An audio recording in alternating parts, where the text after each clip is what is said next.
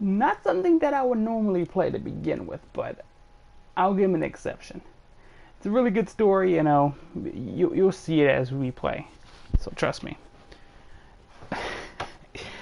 I will tell you right now, playing this game, I assumed that it was a horror game, but you'll see why in a little bit. So I'm gonna let them talk. Hi, Mom. So I got my ticket home from Europe. I get back on June 6th, but it's a really late flight because that was the cheapest, so it gets in at midnight.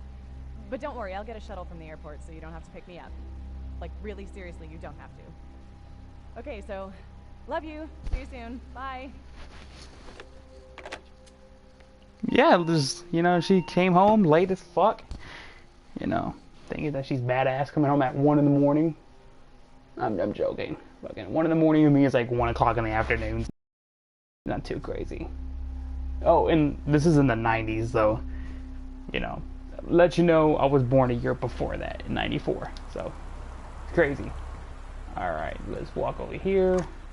Pick up the Christmas duck. No, hold on. No. You sit there, sir.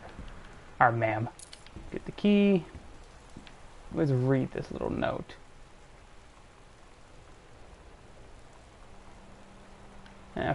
Whatever.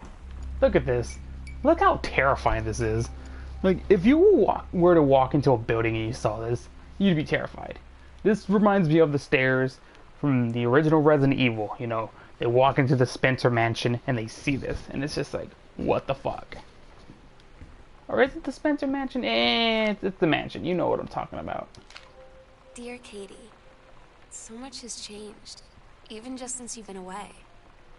We moved into this house. I'm at a new school. And my big sister being gone for a year doesn't make it any easier. It doesn't feel real. But I'm not gonna let it faze me.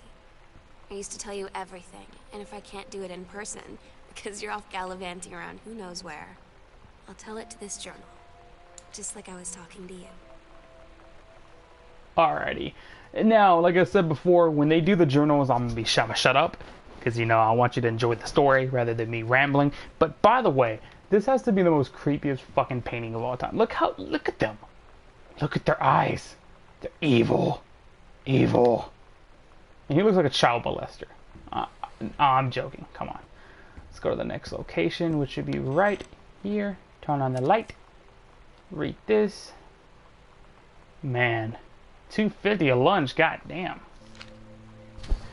Oh my god. You are so lucky you finished high school before we moved into this house.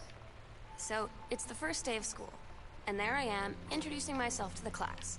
And I say that I just moved into the house on Arbor Hill. All of a sudden, every kid in the room turns and just stares like I suddenly transformed into a mutant. I just stood there, wishing pretty hard for a rewind button. Because now maybe nobody knows my name, but they all know who I am. The Psycho House girl. Great. Ain't that bad of a name. I mean, you could be called Tits, you know, called Tits. The point is this: there's much worse nicknames than that. So, making friends. Sam thought this would help. Dad, feeling lonely. It's a piece of cake to make friends. Not really, but you can see they tried.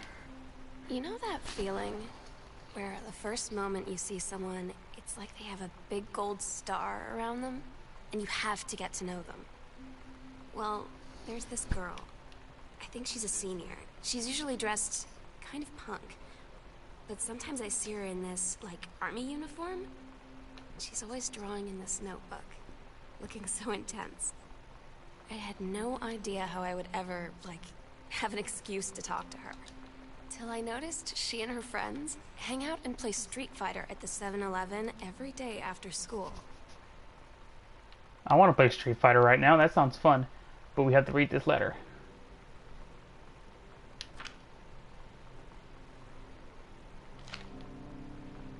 When you live in one place your whole life, your next door neighbor is kind of like your default friend. And Daniel only got weirder over the years. So moving away has been a good excuse to, like, not see him anymore.